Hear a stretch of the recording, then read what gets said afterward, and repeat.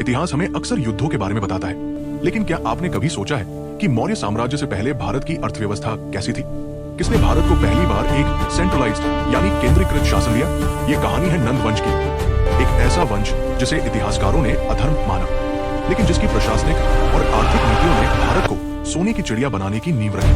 आज हम केवल राजाओं की बात नहीं करेंगे, हम जानेंगे कि उस समय के आम लोगों का जीवन कैसा था, टैक्स कैसे वसूला जाता था और कैसे एक शूद्र राजा ने क्षत्रियों के वर्चस्व को चुनौती दी। नंद वंश के संस्थापक महापद्मनंद ने प्राचीन भारत की राजनीति को पूरी तरह बदल दिया। उससे पहले छोटे छोटे गणराज्य जनदास हुआ करते थे, लेकिन महापद्मनंद ने एकराट की उपाधि धारण की, जिसका अर्थ था पूरे उत्तर भारत का अकेला सम्राट। नंदों ने पहली बार एक विशाल ब्यूरोक्रेसी यानी नौकरशाही की शुरुआत की।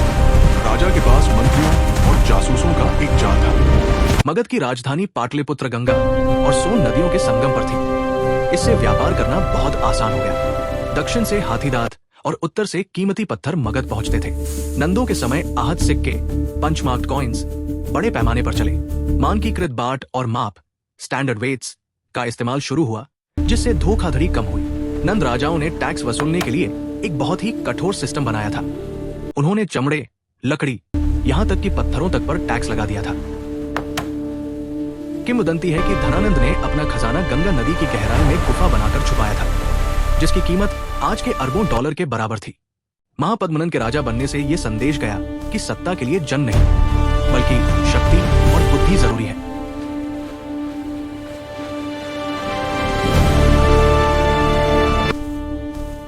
नंद राजा जैन धर्म के प्रति झुकाव रखते थे।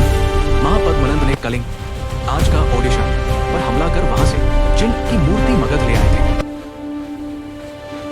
इस दौरान शहरों का विकास बहुत तेजी से हुआ। लोग गांवों से निकलकर पाटलिपुत्र जैसे महानगरों की ओर बढ़ रहे थे। शिक्षा और कला का केंद्र भी मगध बनने लगा था। लेकिन इतनी दौलत, इतनी बड़ी सेना और इतना मजबूत प्रशासन होने के बाद भी उसकी सबसे बड़ी कमजोरी बन गई। उसकी टैक्स वसूलने की क्रूरता ने उसे जनता की नजरों में विलेन बना दिया। और जब उसने भरे दरबार में आचार्य चाणक्य का अपमान किया, तो उसने अनजाने में अपनी मौत को दावत दे दी।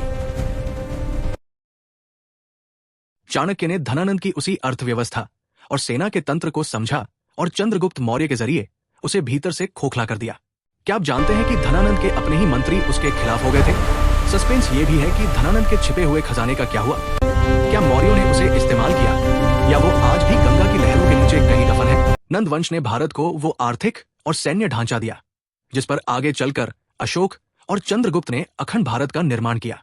अगर आपको ये आर्थिक और राजनीतिक विश्लेषण पसंद आया, तो वीडियो को लाइक करें और कमेंट में बताएं, क्या धनानंद वाकई बुरा राजा था या वो बस एक सख्त प्रशासक था? सब्सक्राइब करना न भूलें।